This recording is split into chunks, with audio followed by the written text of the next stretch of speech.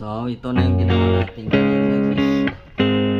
Papatay tayo ng isang partition at gamit natin na wiring. Ito po yung wiring nga sinasabi. Tapos ito yung ating playon. Ito kakabit na natin ito kasi kanina nabubuo ko na ito. Sakto nabubuo na natin. Ito mas matibay ito, hindi siya ang ano lang dito, kalaban natin kalawang pag nababasa, pero pag hindi naman nabasa, matagal to, matibay. Kaya ito ginawa natin, ito yung maging CR pag natapos natin to CR. Tapos ito yung kanyang lababo, dito yan guys, CR. At saka ayan, partition kasi dalawang kwarto ito. Gagawin natin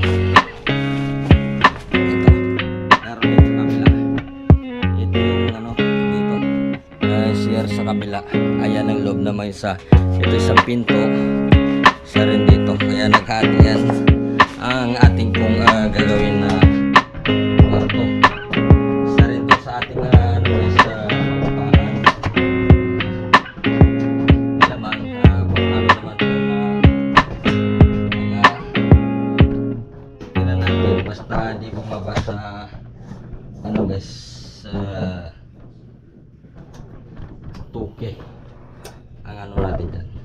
Yun, titirahin na natin yung guys, yung plywood. Sukatin natin to na tag 100 kasi nasukat ko na yung kabila. 1, 2, 8, 90.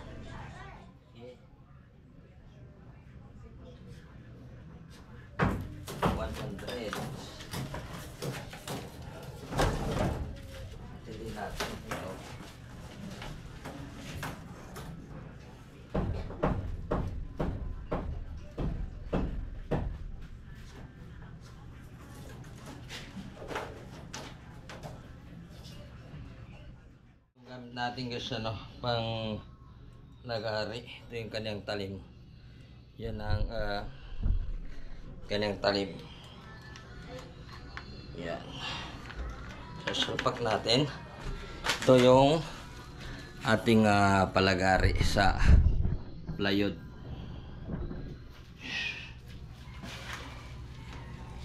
Para mabilis. Ito yung extension natin, saksakan.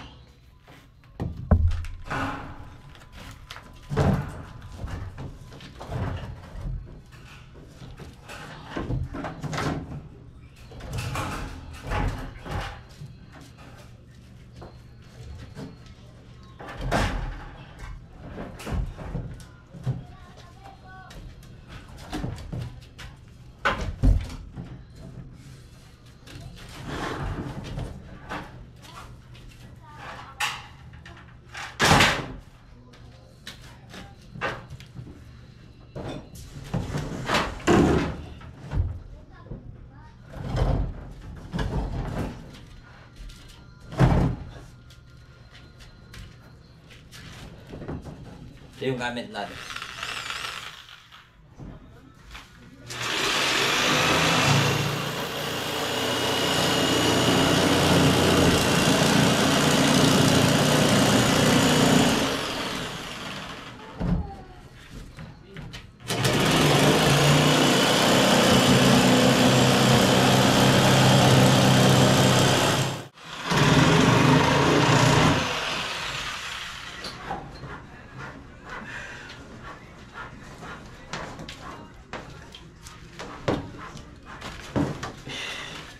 Push.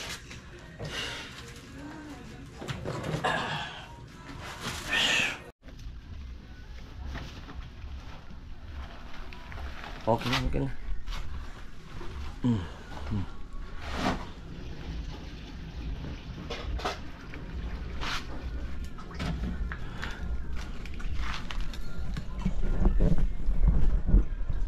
Magaling magsuminto si Lester, oh. Yan, magandang kamay ang gagamitin.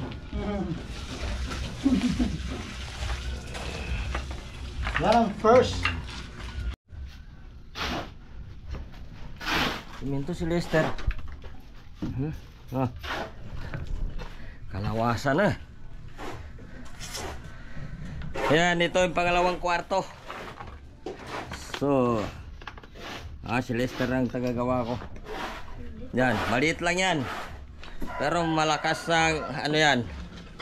Maliit lang ito, pero malakas mag-isip. Ha? Oo.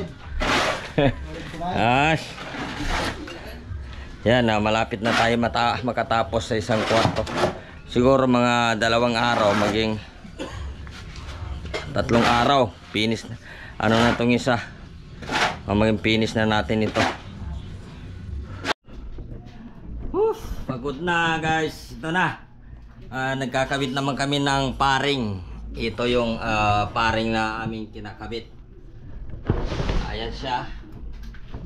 Pagod na tayo, pahinga muna. Ito sa kabila, tapos na namin lagyan ng ano,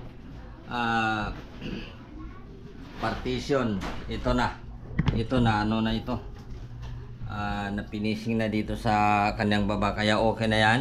Ito pa yung maging kulang namin dyan. Yan, saka ito paring lang ginagamit namin. Okay na yan. Mamaya maya tuloy pa rin tayo dito sa CR. Medyo okay na siya. Dito yung lagay natin ng lababo. Ito yung sa CR. Ito yung ano niya. Okay, let's go. Uwi muna tayo kasi ano na, alas 12 na, sobra pa siguro.